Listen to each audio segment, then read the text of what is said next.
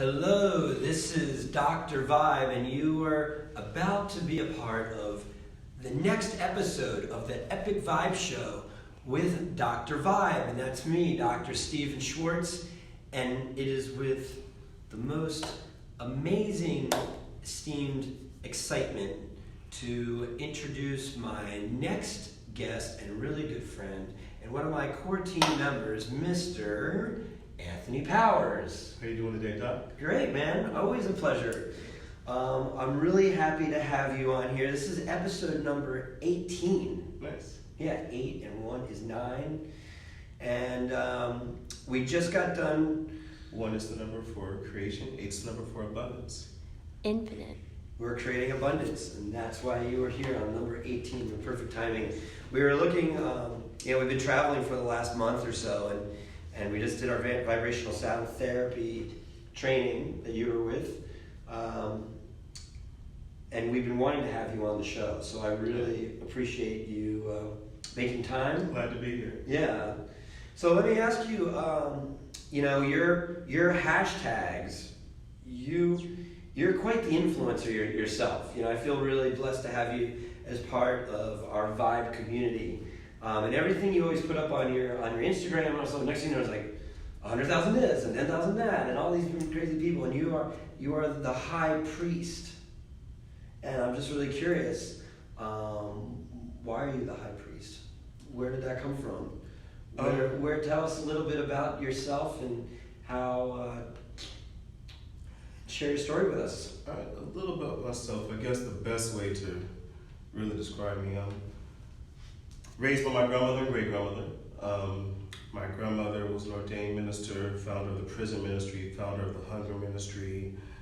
5 days a week, I woke up to 5 to 12 women praying in my living room. Growing up, the zip code I lived in was a higher murder per capita in the state of California. What's in Fresno. Fresno. Yeah, back then in our home, if you actually got to our house, if somebody was trying to kill you, it was a no-kill zone. We were like. You were like the safe house. Our family was so. My grandmother was so respected in the community that Wow. Yeah, if you got to our yard, you were safe. It was a sanctuary. Wow. Yeah. Crazy. Yeah. Tell me any story. I mean, do you have like stories of people like running there for salvation? Well, people running there for lots of people running there. Unfortunately, almost every party I went to in high school got shot up, and that was back before a lot of the gun laws. So cats had Uzis and other fully automatic weapons back then. Wow. Yeah, so it was crazy back then. Everybody running from the police from both LA and the Bay Area would run to Fresno. Oh. And it was so hot there during the summertime, and there was like very little opportunity. So people were mad during the summer. During winter, it gets so foggy. We have foggy day schedules at school where the school district would determine that it was unsafe for school buses to drive. Oh. It was like a snow day. Yeah. You guys didn't have snow days. We had fog days. But the fog was so bad that if you were, let's say, 20 yards from somebody, you'd be completely covered in fog. So people would do things called fog jackings. So they'd come out of the fog, rob people, and dip back into the fog. Yeah. Terrifying. Yeah. Wow. That's incredible. Yeah. So that sounds, like I think about like we're living here in LA, like Compton, all the stories about that. This is Fresno, Yeah. And so how did you come out of that? What was your story? Because I know that you're quite the accomplished musician and songwriter and just high vibe guy, and now you're doing. We met at VRLA almost 2 years ago. Yeah. Yeah, which is crazy. And we've been friends since, and we've stayed in touch. And I know we've had our schedules in and out since VRLA. We've had kind of like a couple casual meetings, and every once in a while I'd get a phone call from you, and then sometimes I'd reach out to you. And it's interesting, as we've been starting this new company, you were kind of one of our newer core members, but when I really look around who's in my core team, you're actually like kind of OG, because I knew you before we even had this company, Yeah. So and you bring a really nice vibe. Yeah. Once again, a lot of that goes back to the people we raised with.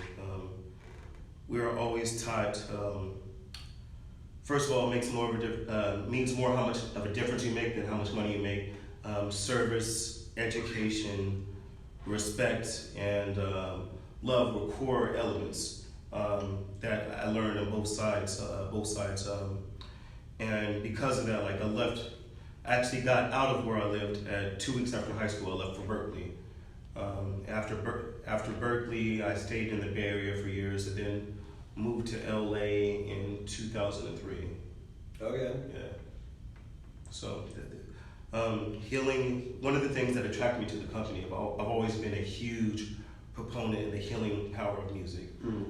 It's something I've espoused from the rooftops, and when I was able to get higher than the rooftops, espoused from there as well, from the mountaintops, how much music heals and how much sound heals, and how some things we listen to are actually mental and spiritual junk food.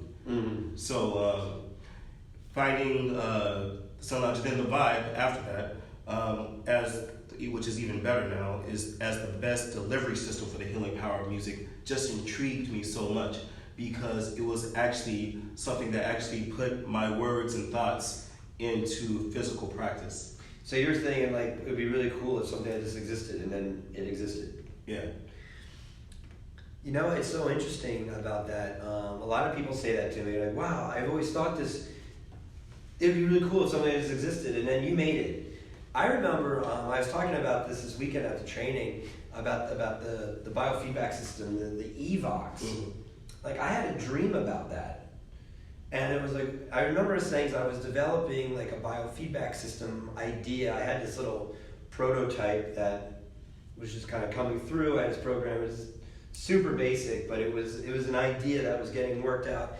And I was like, if I needed to create the optimal bioharmonic technologies biofeedback device, it would use voice recognition to identify blockages in the body.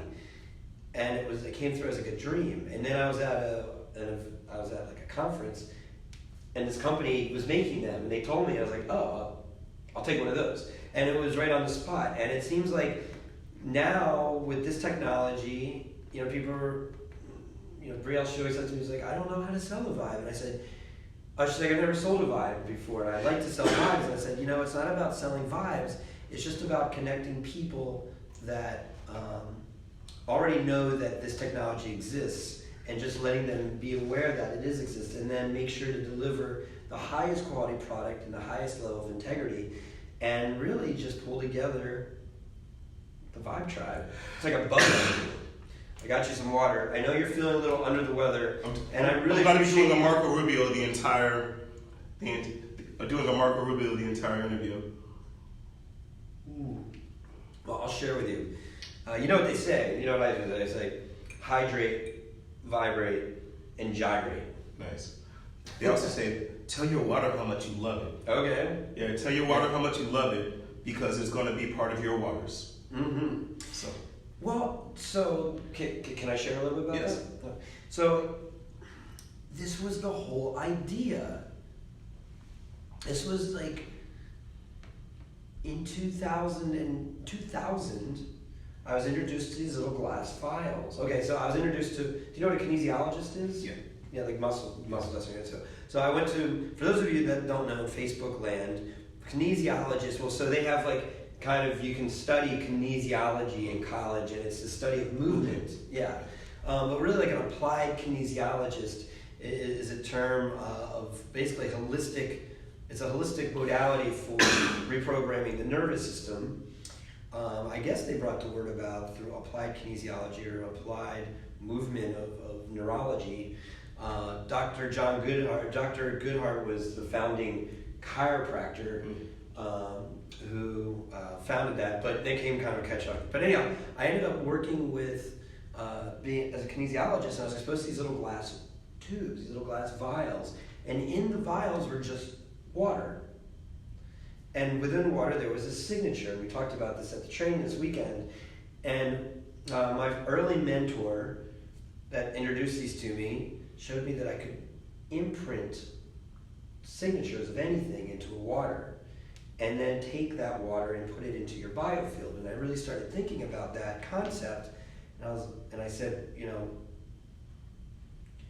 essentially you're a vial. You're the Anthony Powers vial, and I'm the Steve Schwartz vial. And all of you out there, your own individual vial. So if I'm going to take an energetic signature of water with some kind of frequency in it, and I put it into the Anthony Powers field, I'm putting a signature into your field, and your neurology is going to do one of two things. So the big fancy medical term is depolarize versus repolarize. Depolarize versus repolarize is your neurology either going to be on or off.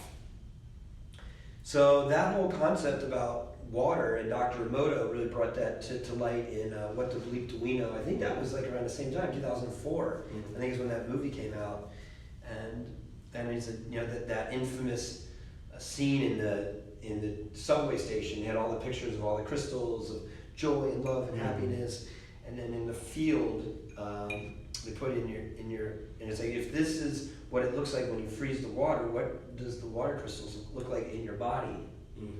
And so when we're laying you on this field of vibrational resonance, it's like a big, like cymatics plate. It's like a big plate that just puts harmonic resonance. I always tell people, lay down, change your waters. Change your waters. Yeah. Harmonize the waters. So get back to the story about High Priest. So I've always been a very spiritual person. Everything from the Bible, I started getting into Greek mythology, and then from Greek mythology, I started getting into Kemetic science, which is Egypt's true name. And then from there, I started studying the different tantric systems, and also after Berkeley, I worked at the second ever dispensary, cannabis dispensary in the state of California. Okay.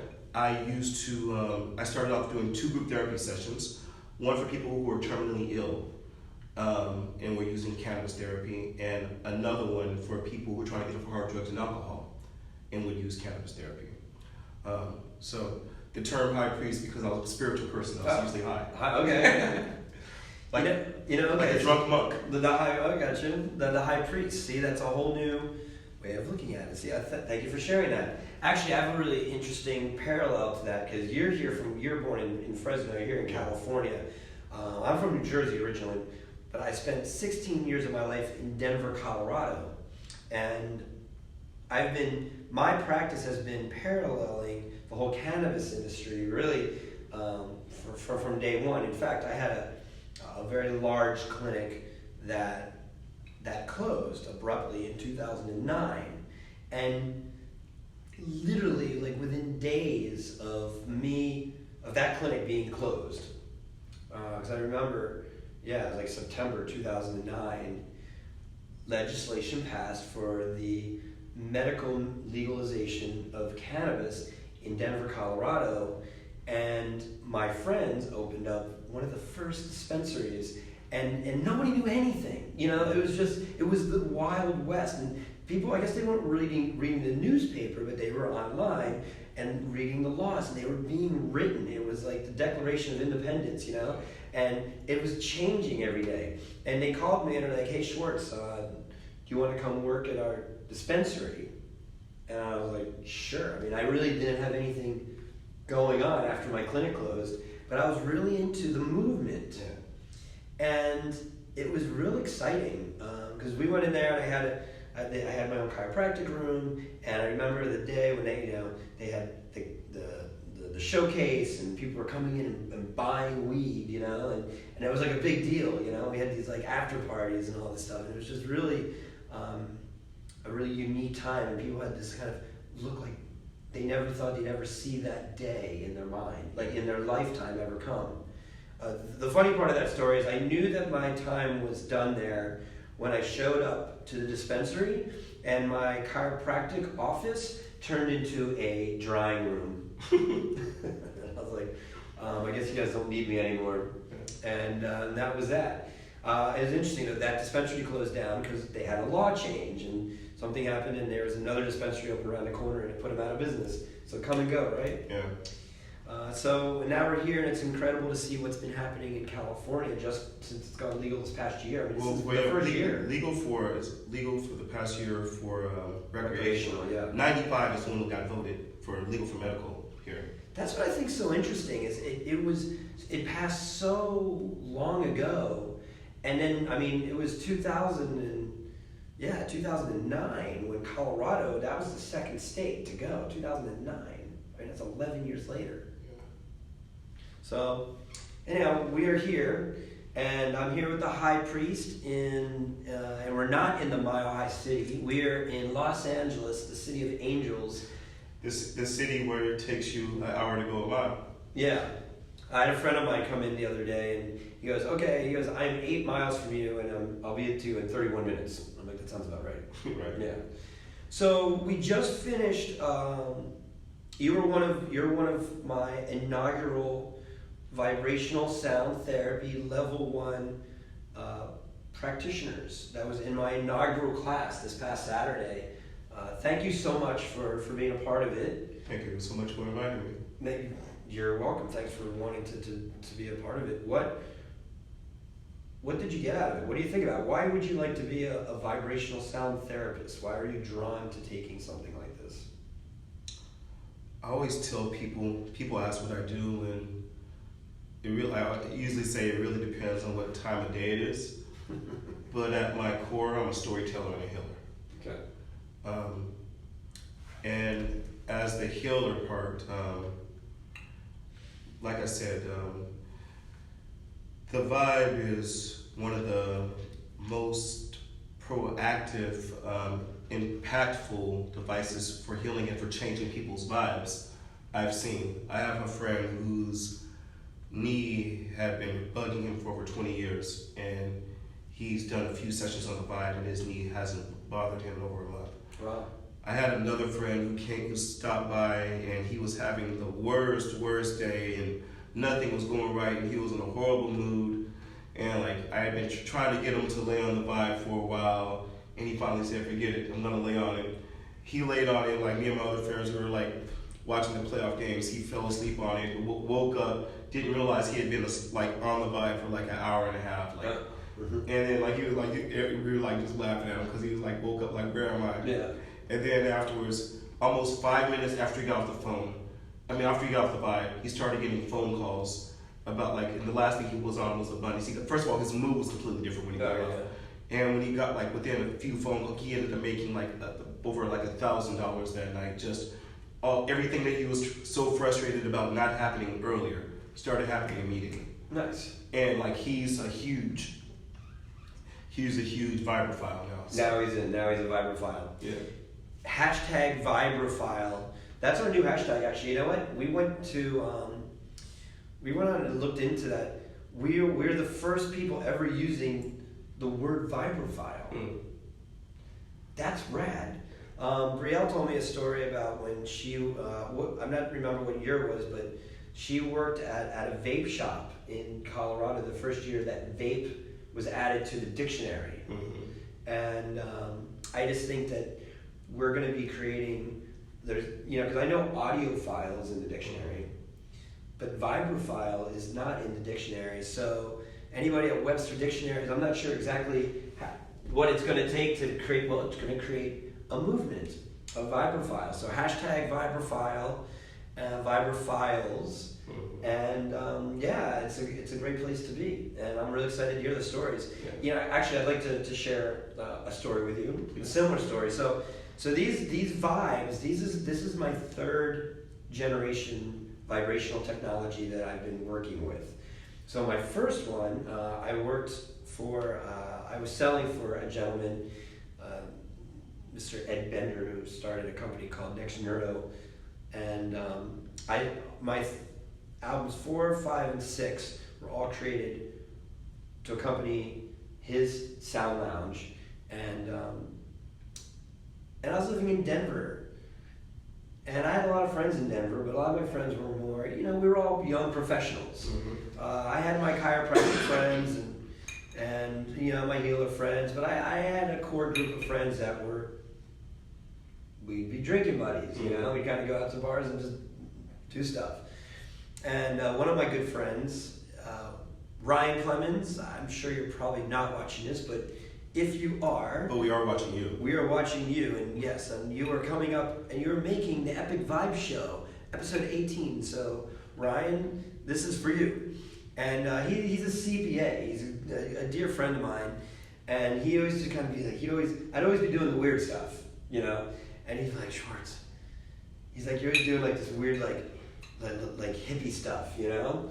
And so anyhow, my neighbor, who was a massage therapist, she bought one of my first generation sound lounges, and she had one right up the street. And then I had a second bedroom, and that was our vibe room, you know, that was my treatment room. And so he comes over, he goes, is this it? Yeah, he's like, you should try it. He's like, oh, no. I was like, dude, you gotta try it. And he's one of those guys, super right-brained, you know, like he's an accountant, he's a CPA, you know, that's like, that's his thing, you know, corporate CPA.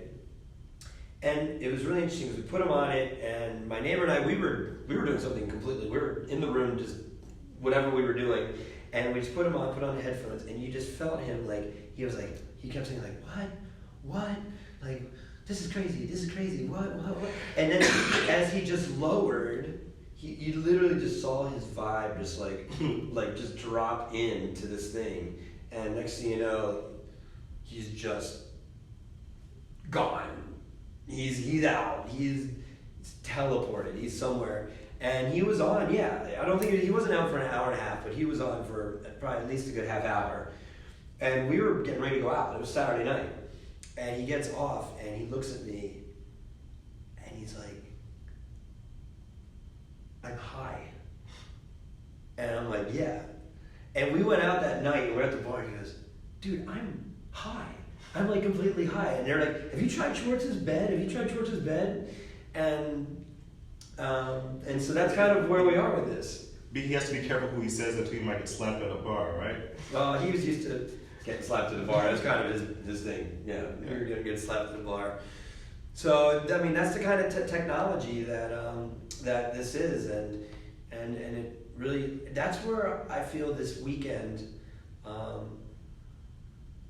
You know, this is episode 18.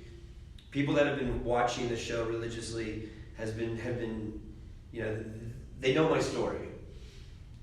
And I gotta say, one of my highlights so far along this entire journey here in California, of my California adventure, has been teaching this level 1 vibrational sound therapy training. I just really enjoy sharing my knowledge. And I was saying, after evaluating, so I just wrote the test. So you have a week to get your test results. And are you going to take the test? Yeah, I'll take the test. Take the test? Because you can take the training, but if you don't take the test, then you're not going to be officially certified. Mm-hmm. So take the test. It won't be the first time I've been called certifiable. Yeah, well, that's for sure. You're already certifiable. Now you'll be double certifiable. But we were in, I was saying we definitely needed 2 days. Mm-hmm. I like the material that we covered in a day. And it's a challenge, you know, it's a challenge to get people together to share this. But I feel that what we did is we did a proof of concept. Yeah. And the vibe was really good. And I'm super inspired. I hope that I inspired you. I hope you learned something. I was going to ask you, what do you feel you were able to get most out of Saturday's certification class? Some of the science and studies behind things I do intuitively. Yeah. So that was probably one of the best things, is the science and studies behind why vibrational sound therapy works, and some of the things it's been proven effective for. Mm-hmm. Care to share one? Off the top of your head? You haven't referred to the manual. I'm totally putting you on the spot. Well, first of all, the term that the skin is really the body's third ear. Oh yeah.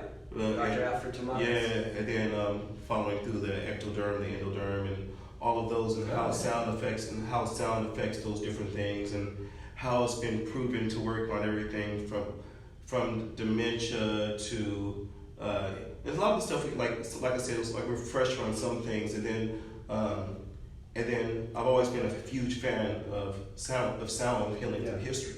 Yeah. So like I originally got into sound healing aspect is my study of chemetics, and my study Kemet is Egypt's true name. It's where the word alchemy comes from. Chemistry. Egypt is just Ajapata in Greek, land of Ptah, who is a deity in around the Memphis region. It would be like somebody calling England Beetleland, basically.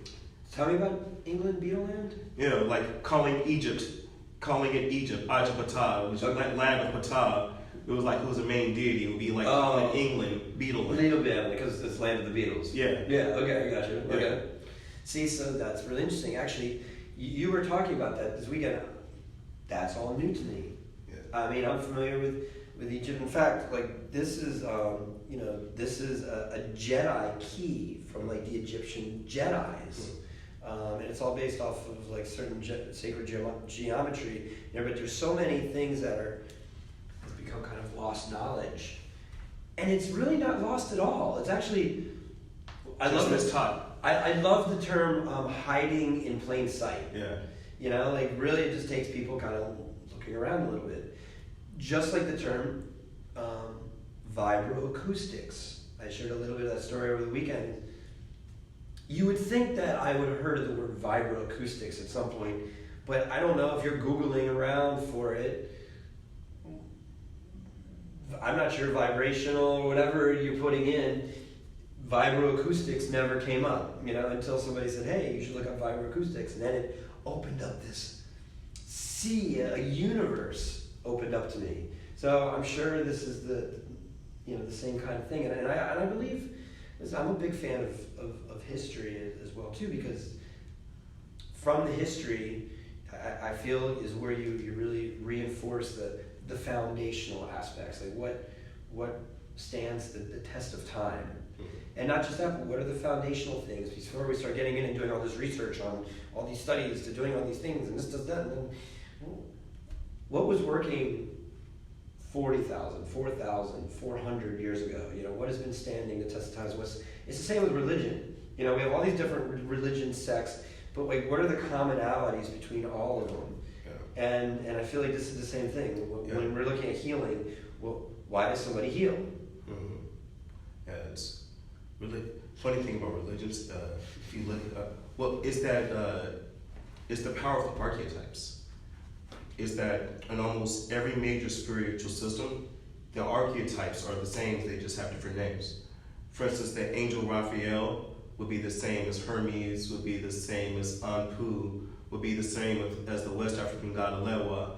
They all have the same job in their different things. Yeah. And and in each of those spiritual systems, they have their own sounds to unlock their powers, which is interesting too. Like a really interesting aspect of it. Quick story on sound. Yeah, please. I recently went to King Tut's tomb. Oh, really? When it was out here in LA. Okay, yeah. Yeah, when they had like the huge exhibit. And they had these horns there. And one of these horns they found in the tomb, it was designed to blow before war. Yeah. And every time they've blown it, since they discovered it, a war has broken out. They blew it in England, entered World War II. It was blown before the 6-Day War. It was blown, and then immediately the Persian Gulf War started right afterwards. Oh, wow. And the last time it was blown, the Egyptian Civil War. And now it's been banned from being blown again. But so that's, I believe what you're referring to is the shofar. Yeah. I'm not sure what it's called. Shofar. So the shofar is the most. It's a ram's horn, and in the Jewish, it's in the Hebrew religion, it's blown on Rosh Hashanah. Yeah, this isn't a ram's horn. This one's a long, skinny one. Yeah, it's like a long, skinny one, almost like a very trumpetish. Yeah, it's a shofar. Shofar. Okay. And actually, the biblical story of what they talk about is that which. Interesting how, yeah, the Battle of Jericho. The Battle of Jericho is how they walked around the walls of Jericho 3 days. three. I thought they said it was 3 like days, 3 nights, nonstop. 3 days, 3 nights, and then then they blew the horn, Joshua. and it shattered the walls came down. Yeah. Remember that song, Joshua fought the battle of Jericho. Joshua fought the battle of Jericho, and the walls came tumbling down. No. No, yeah, it's it's an old gospel song. Okay, yeah. I have a feeling your grandmother was singing. Yeah, she sung all of those. Yeah. That was it. Yeah, all of the hymns that I remember. So, since we're talking on this topic, I mean, my background, I'm Jewish. I grew up, going to synagogue. I never really was like particularly into it as a little kid. But as this has been progressing through, as I kind of become an adult, I remember taking a closer look at what's happening, and I mean, what is a hymn? It's ancient language, Hebrew language, with really powerful intention rooted in ancient vocabulary. And that's why it's the Torah sung. That's why the Torah sung, the Quran are traditionally sung, is because the tones and vibrations of even the notes of the way you're supposed to sing them are part of what gives them their powers. Like there's like all of the different names, all of the different names for God, and in the Torah, they actually each have different powers and different names. So like you sing in different hymns and different names to affect different parts of reality. Yeah, exactly. That to me is one of the most fascinating areas of study I can really pursue, and we didn't get into this during our level 1 training. If we had another day, we would have. We're definitely going to get into it into future levels, but people really wrapped up with 432 music and solfeggio frequencies and 528 and all these things, and I'm on board with all of them. However, when I look over my history of making music, especially my background of not really being a musician, being a doctor and formulating frequencies, formulating programs for shifting and influencing physiology. And I feel that one of my main one of my key ingredients that was delivered to me as a download that is in all of my music since my first album has been, I said to myself, how can I go, I'm trying to think where I actually received this information. Well, I started studying Hawaiian Huna back in 2001, which is like Hawaiian shamanism, and I got initiated into their whole discipline of symbols. Nice. Of symbols. So they had pictures, and then they also had like words and names, and they meant something. And what I learned about language is that the older, and we did talk about this this past weekend, is about the origin of languages, and how the earliest languages are really more anchored in the vowel sounds, where the more modern languages are more anchored in the consonants, and the vowel sounds have been linked to more of the subconscious mind, and the consonants are linked to the conscious mind. So it's almost like we're kind of slipping away from subconscious reprogramming into this conscious construct of these modern languages. So what I learned early on is that the older the language, the more there's cellular memory of these morphogenic fields of remembering at the DNA levels, or deepest into the fractalization, so to speak, of our connective tissue. And so I said, well, what are some of the oldest languages on the planet? Hawaiian Huna is an original language, and so is Hebrew. And those were two areas that I felt kind of indoctrinated into. So I worked with, so all of my music has Hawaiian Huna symbols and Kabbalah symbols in there. But then just stuff that we were talking about, it opens up my mind, that's another level of ancient wisdom that, from my perspective, making music, I want those signatures to work with. Interesting about Hebrew is that Hebrew is a subgroup language of the Semitic language group, which is another subgroup. The other 4 members of that group are all in Africa. The Semitic subgroup is the only subgroup that's non-African in that language group. The Semitic is the Hebrew. Semitic is the Hebrew and Arabic. Oh, so okay. So those guys were the ones that broke out of Africa. Yeah. So out of all the other sub-language groups, other 4 language groups, subgroups in that group are all African languages. That's all like. So what are some? Because now there's so many different countries in Africa. Yeah. Like where's the ancient? What's like the most ancient country in Africa? Like what's the most ancient language in based in Africa? One of the older Ethiopian. Ethiopian is a very old one, and which is also related. For instance, if you do Ethiopian, Kabila is beautiful in Ethiopian, and Gamila is beautiful in Arabic. Jamila is beautiful in Swahili. So like, and that just shows you how some of those different words are intertwined with each other. Some of those different languages. It's like Hispanic. Yeah. You know, they have like Mexican Spanish, and then you have like Castilian Spanish. Yeah. You know, and then you have like Portuguese. You know, which and they're even spoken different based on where you're at. Yeah. For instance, like Puerto Rican Spanish is a little bit faster, or like more clipped, and whereas Mexican Spanish is sung more. In the way, like in the dialect, in the way it's done, it's like sung more, the tones. I love that. See, this is actually the kind of stuff I was hoping we'd be getting into on this Epic Vibe show. So this is when I think about like a board of advisors of like a core team as we're going to be shaping the energy of a company. You know, what you guys are seeing on Facebook are these are the kinds of energetics that's going into how we're shaping the expression of this company.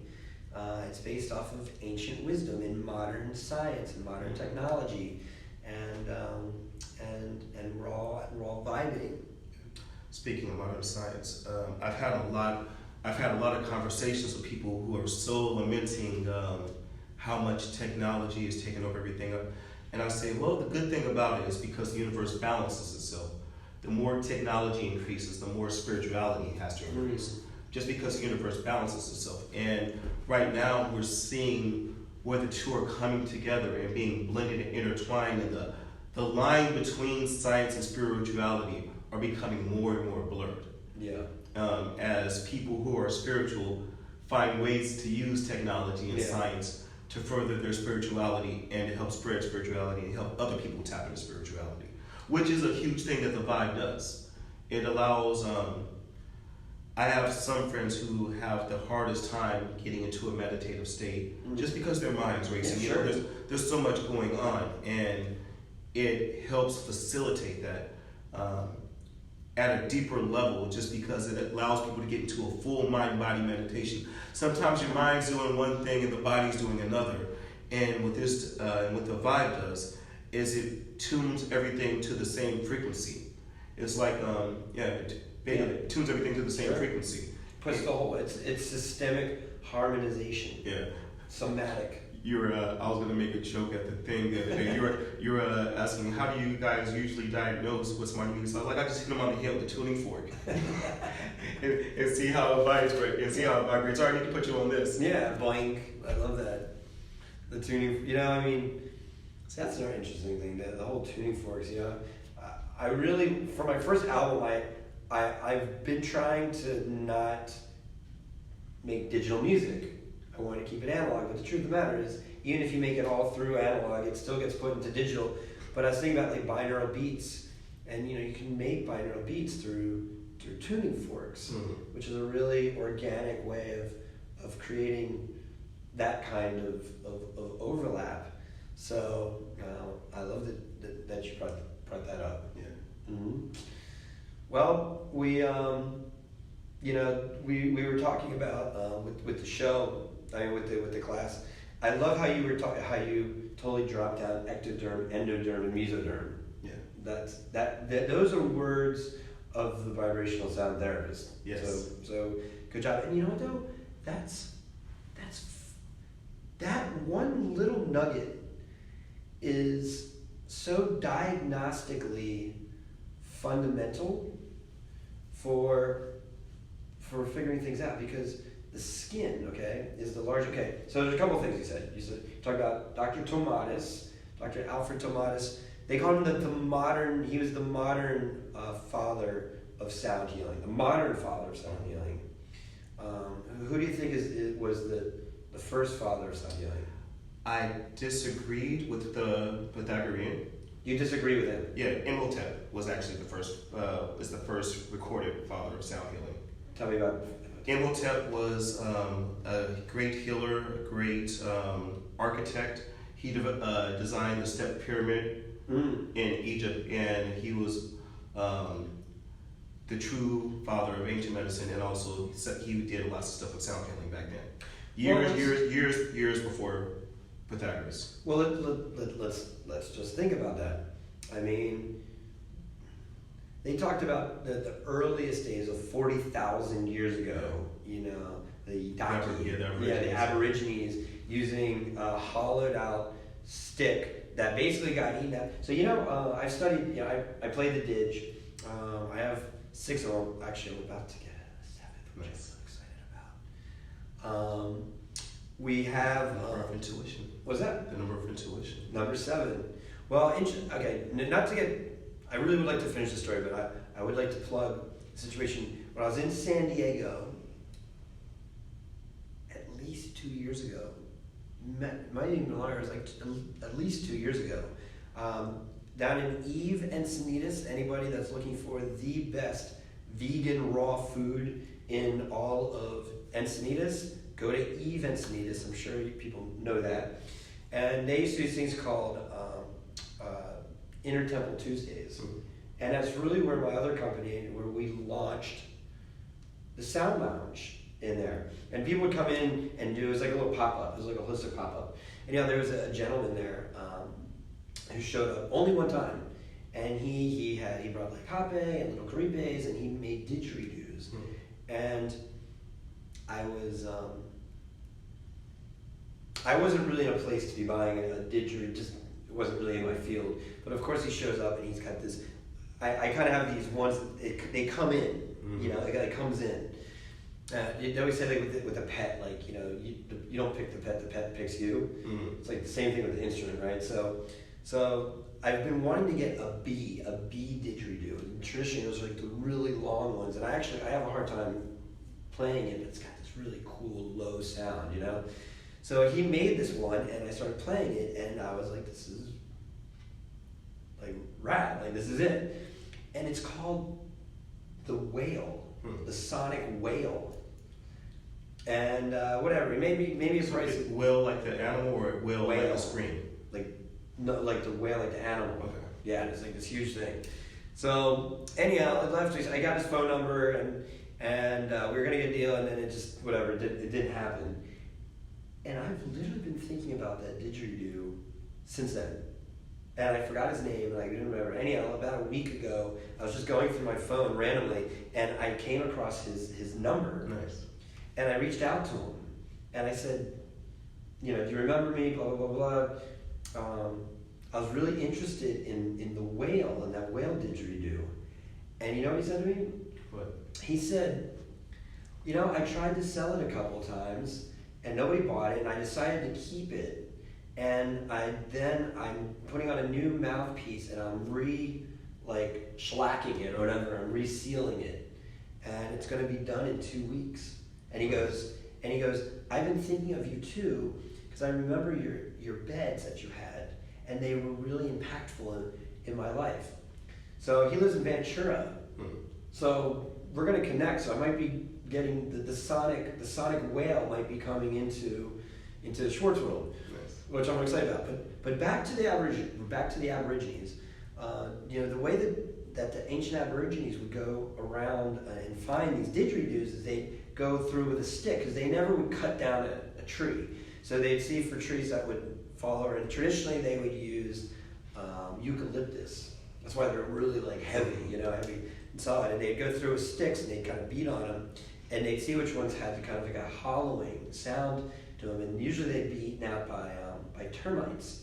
They were the easiest ones because the termites did all the hard work, and then they just burn them out in the middle, and they got themselves their dakis, and which I think is really fascinating. Like, totally natural, but that's 40,000 years ago.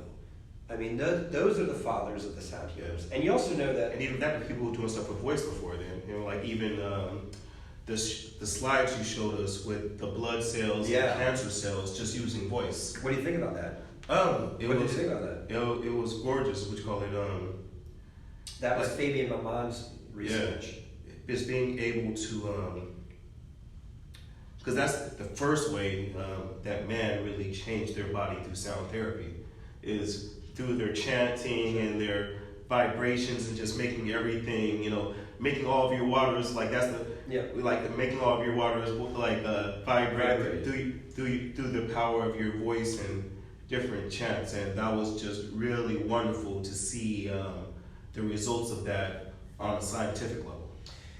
Yeah, and there was more to it, and the take-home message about that slide for those of you watching in the Facebook world, Fabian Maman has a series of 4 books. He might have more now, but at the time when I bought those books a long time ago, that was in his first chapter book, where he did this research on all these different instruments and all these different musical modes, and he had cancer cells and he had live blood cells. And the intention of it wasn't like, hey, we can cure cancer. That was not the intention. And even with me showing those clips to you, that's not the intention at all. What I feel is the intention of it, though, is here's a dissonant, disharmonic cell that is growing aberrantly, that is an expression of something that is not life enhancing, it's life inhibiting. And then you have a red blood cell, which is life giving. And so when you're adding in so what they found was they did things like xylophones and guitars and drums and voice, and they did a bunch. And what they found was the instrument that tested the instrument that created the most profound results. The voice is the human voice. Yeah, it's the one that we've been working with the longest. It's the one, even for my wow. Yeah. You don't come out with it playing Stradivarius. You come out screaming and kicking, right? Yeah. And so then it shows like with the right. So when you put in the voice, and also when Fabian he talks about voice has a secret ingredient to it than any other instrument. You know what that is? What is that? It carries intention. The intention. Another interesting thing when you showed that slide, about a year ago, a study that was released that found that the -- organ that produces white blood cells, you know what it is? I mean the bones? Lungs. A study came out about a year ago that says the #1 producer of white blood cells in the body are the lungs. They found out that was something that they never knew that the lungs did. The immune system. Yeah. The lungs. So, and your lungs are also where your voice, the power of your voice originates as well. So I just thought that was such an interesting aspect of how those two things related. On that same topic, we had a passing in our immediate family. The property manager of my building, she just passed like 2 weeks ago, and she passed of lung cancer. And I was speaking with her surviving husband, spouse, and he told me a really interesting story. He said that she was diagnosed 2 days after he was diagnosed with cancer in a different region, which I'd rather just not say for public purposes. But it's really interesting because when he was telling me about his cancer and about what she generated and about it exposed to me what areas their relationship was connected to. So, and then he started telling me about his constitution versus her constitution, and how she ended up passing on. And yeah, it's sad because the lung cancer is all about the heart, the heart chakra, the lungs. The heart chakra is part of that, the organs associated with it. So when I'm thinking about putting together a vibrational sound therapy certification class, I'm not training doctors. Not at all. But I am, but a lot of people are buying these technologies, and they're feeling very called and inspired to utilize them and to bring them out to their community and share it with their community. And so I feel like it's my obligation to really right the ship and create the story for people to accurately be able to speak about it. And I also think about, even if you're doing nothing, because really, in my opinion, the vibes, they're relaxation and anxiety reduction devices. And they're instant meditation stimulators. Like instant meditation stimulators, reducing anxiety and stimulates relaxation. Those are, if all they do are those three things, fantastic. That's going to change the world just by those three things. However, people that need to relax, who are people that are having high anxiety, who are the people that need to meditate. These are people that are suffering from a variety of maladies, whatever they may be. And so I feel that just as somebody that's going to be offering a relaxation device, it'd probably be in your best interest to have an understanding of why would somebody be depressed? Why would somebody have anxiety? Why would somebody have a digestive issue? Why would somebody have asthma? Why do people get headaches? What's a headache come from? So, and then I feel you might even be able to shape the experience a little bit better.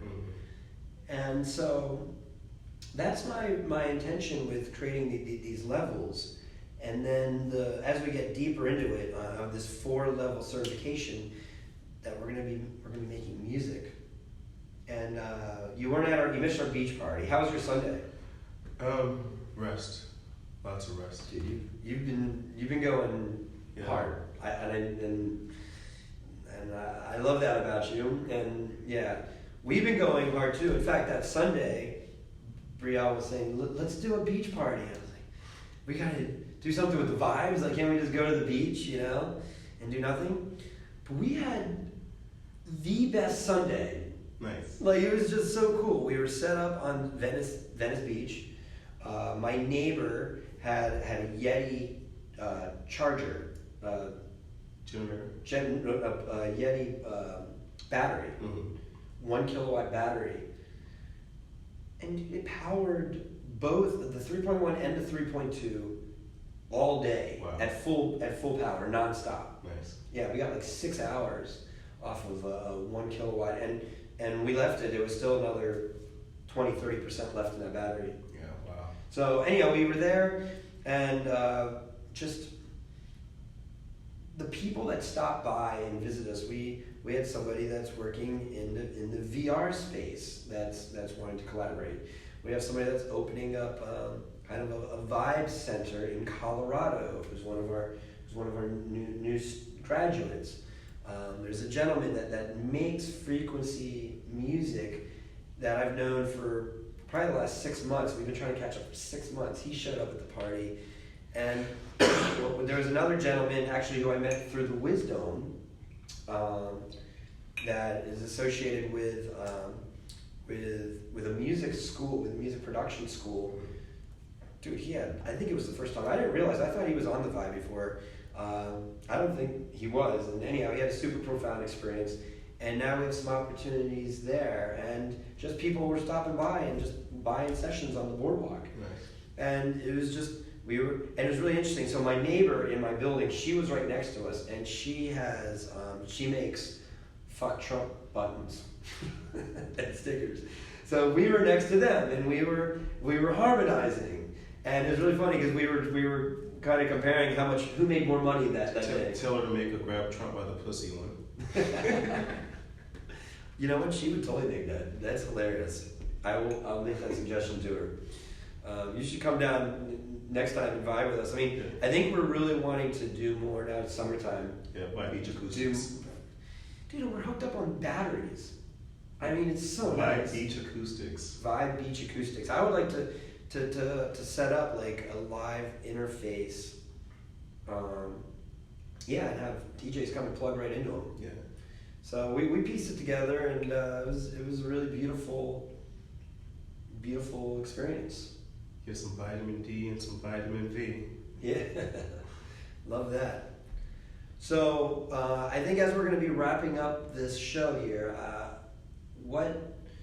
anything that you are wanting to promote or anything exciting that's going on with you going forward? I have 3 of the movies that I produced coming out this year. Awesome. One is The American King, modern day fairy tale comedy about an American hustler becomes king of African nation, starring E18.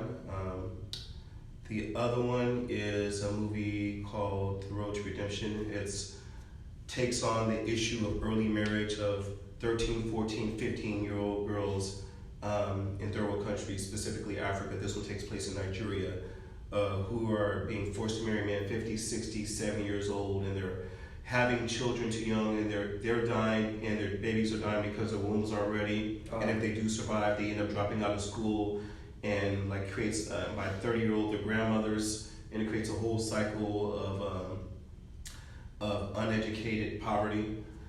So that's another movie, and that one's in conjunction with.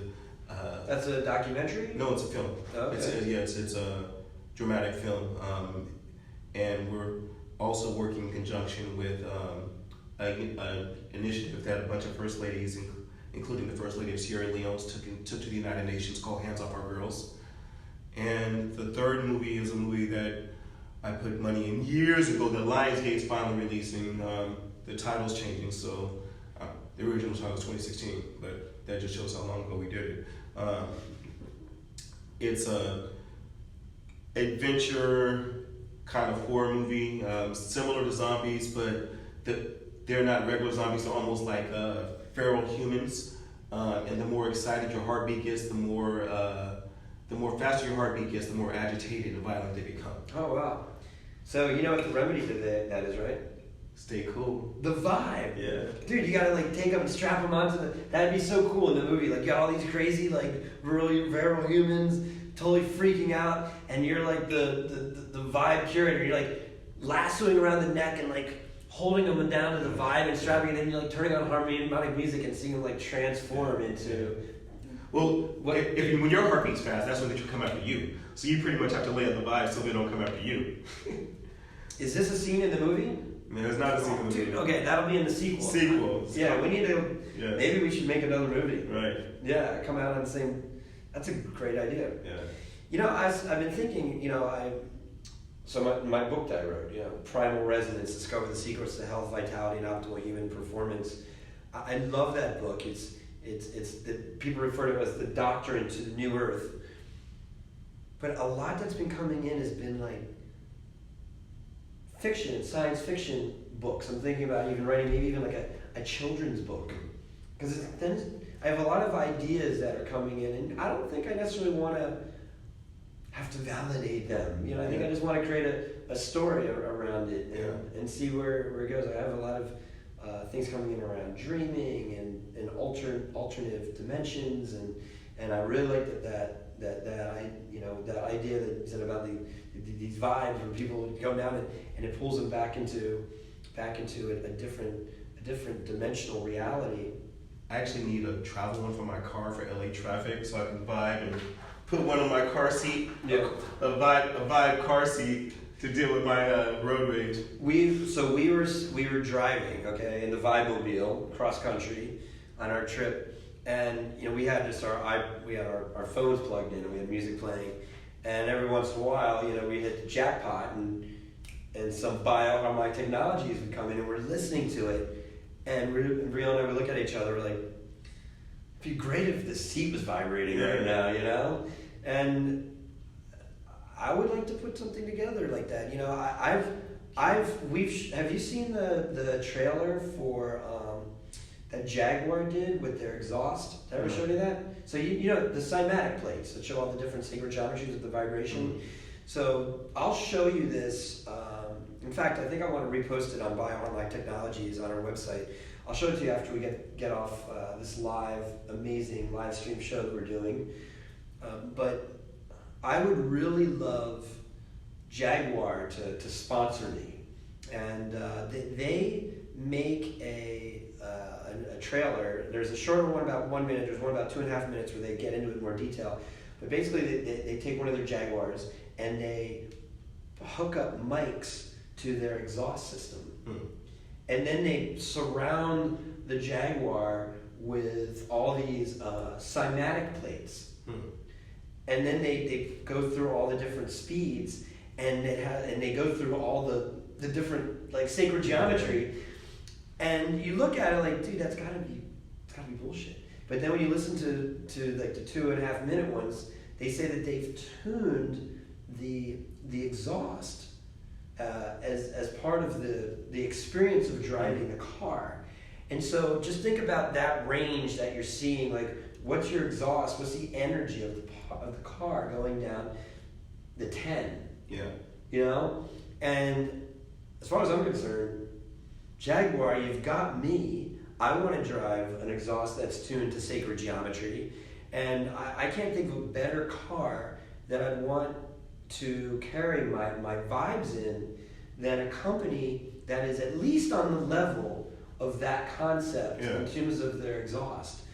And so I'd love to have the opportunity to make some kind of vibe seat for their Jaguars, and better yet, I'd love to be able to put my vibes in the back of one of their Jaguars. So if anybody knows anybody in Facebook Live world connected to any of the executives of Jaguar, Dr. Vibe would love to have you guys come and vibe with us. Instead of asking, are you there yet? Are you vibed yet? Are you vibed yet? Yes. So let's see. We're here back in LA.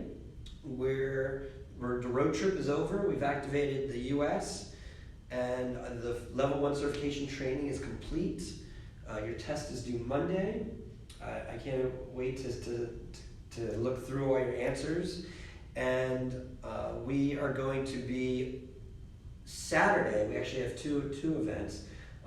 I'm so blessed to be invited to be leading a sonic alchemy journey and setting up a vibe zone for the Mayan Warrior fundraiser in downtown Los Angeles. Are you gonna be there? With JJ. Yeah. JJ set this up. Thank you, JJ. And the Mayan Warrior, for all of my burner friends out there, I mean, it's quite an honor to be aligned with one of the best art cars that on the playa. And also Saturday night at Awa Oasia, one of our favorite spots,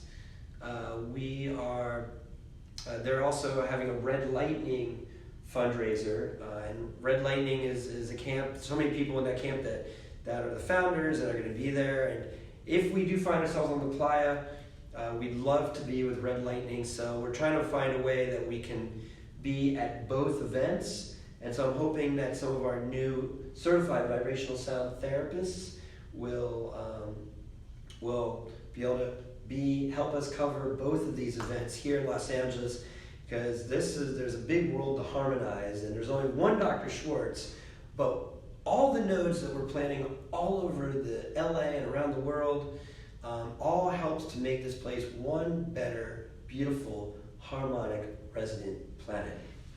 Yes. And that's what we're committed to. So, do you have any your hashtags or Instagrams or anything? Best way to find me is via IG at Powers the High Priest. Anthony Powers the High Priest. And he's not just high, he's high. And this is Dr. Vibe, Dr. Stephen Schwartz, and you can follow us on Facebook at Bioharmonic Technologies. Bioharmonictechnologies.com is our website, and follow me personally at Dr. Stephen Schwartz, DC, and also on our YouTube channel, Bioharmonic Technologies and Dr. Stephen Schwartz, DC. Thank you so much, and we look forward for you guys to vibing with us next week for another exciting episode of the Epic Vibe Show with Dr. Vibe. God bless you all.